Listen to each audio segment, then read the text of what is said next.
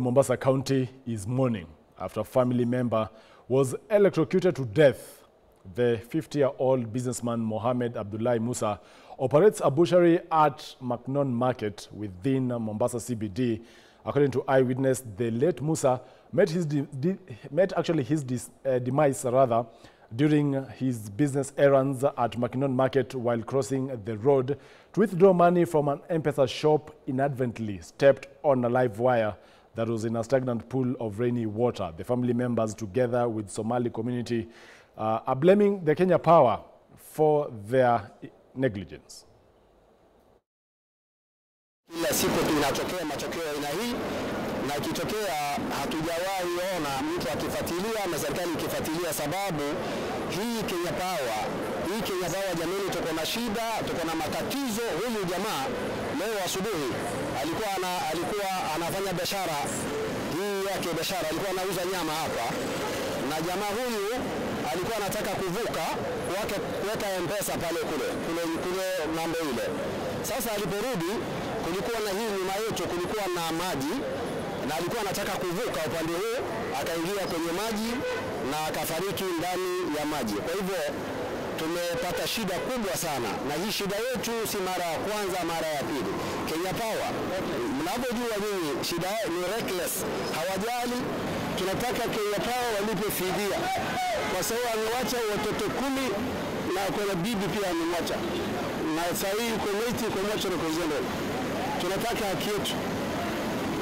Ile mkasa imetokea leo hapo kidogo, hizo kama jamii haikufurahisha. Nikiangalia hii stima hapo juu yangu, vile mawaya ziko, yani yuko negligence. Tunamwambia Kenya Power and Lighting, mkubwa wa Kenya Power and Lighting, tunampatia within 24 hours kutengeneza ama kuijibu hii maneno. Justice for Mohammed. Justice for Mohammed. Now, could you be broke and you are a millionaire or a billionaire? The Unclaimed Financial Assets Authority has called on Kenyans to claim over 62 billion in assets that is being held by the authority. The authority has now partnered with the National Government Administration officers to sensitize the public to collect the assets. The authority chairman, CPA Francis Njenga, said during a sensitization meeting of Mombasa chiefs that they receive all unclaimed assets safeguarded and unite with the rightful owners. The money is kept safely and it cannot be misappropriated.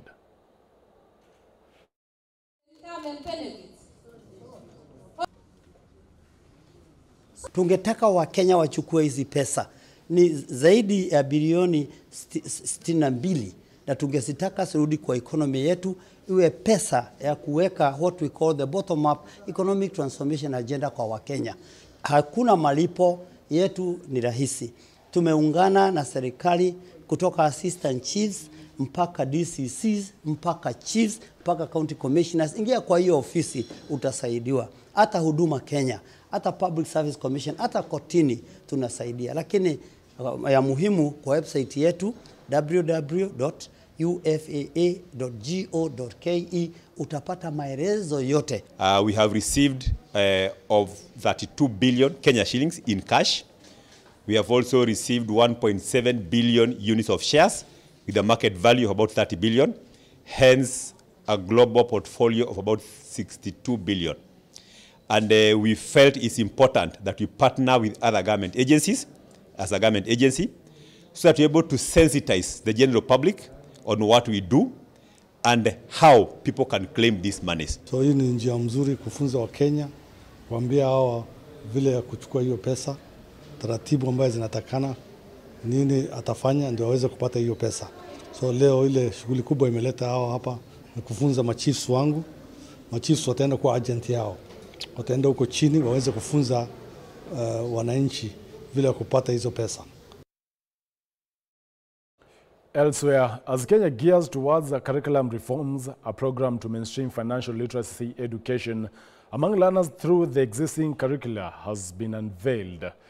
The program that was launched by the Old Mutual Group and the Kenya Institute of Curriculum Development, that is KICD, targets junior and senior school teachers in the current competency-based curriculum Financial literacy has been mainstreamed in almost all the learning areas from primary or from actually pre-primary to senior school levels in an effort to combat financial illiteracy.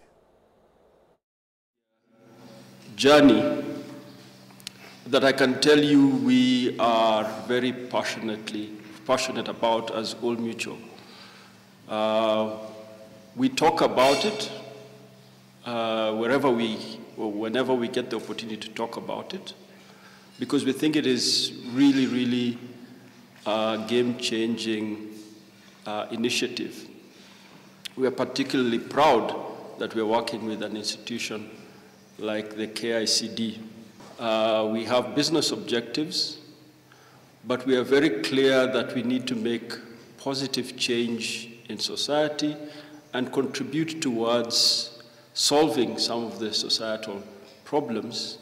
If somebody asks you why we are reforming the curriculum and you have forgotten your notes, just remember to tell them that we want learners to be able to address their personal, communal, and national challenges today. So the learner in grade 1, at the end of that grade, has been able to acquire certain competencies that should make them able to address problems that confront them at that age and even confront their homes. Residents of Aro and Atan villages in Ngarimara Ward, Isiolo County now have a major reason to smile following the commissioning of 2 water projects that have enabled members of the local pastoralist communities to diversify their source of livelihood through venturing into horticultural farming. The projects, which have been initiated courtesy of support from the United States Agency for International Development, USAID, in collaboration with the county government of Isiolo and other partners, have significantly reduced the long distances that women used to trek in search of water for domestic use, and will also provide water for both livestock and wildlife. Here in Kenya, and here today we're here to celebrate the amazing results of the partnership between the American people and the Kenyan people, represented here in this community of Aru. I think as we look around, and we were told by the community members here that just a few years ago this was an open plain with very little resources. First and foremost, there's no water, and without the water there's no ability to maintain their cattle, their goats, their camels.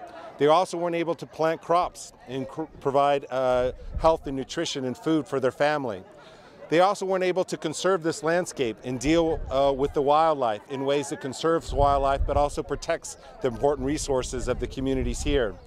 And all those results were delivered through that partnership between the American people, the Kenyan people, the leaders of this community, the leaders of the county here in Isiolo, working together with a common vision to deliver those resources so that these people could live safe, dignified, prosperous lives here in this amazing landscape of Aru. We are seeing a lot of gains in terms of reducing acute malnutrition in these areas. Previously, we have seen some very high levels, especially in some of the villages. Even some areas were even up to more than 40%, 50%. But overall, for the counties, it has also been above the emergency threshold of 15%. But so far in Isiolo, we have, as at this year, this has been able to go down up to 13%. We are still looking forward and still working with communities and also with the government to even lower this much further. So people are happy. Mine as a county is just to appreciate the partnership that is there.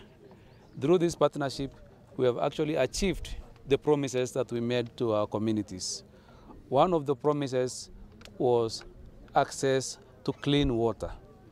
So as we speak, the communities here have actually benefited. We are seeing a success story where mothers can now just get water at their doorsteps. They can have their own kitchen gardens. The health of their children and even of the mothers as It's time to now toss the ball to the world of sports with our very own Gladys Midecha. And that's all here on K24's Newscast. My name is Joel Church and our sign language interpreter is Clement Muli. Good afternoon.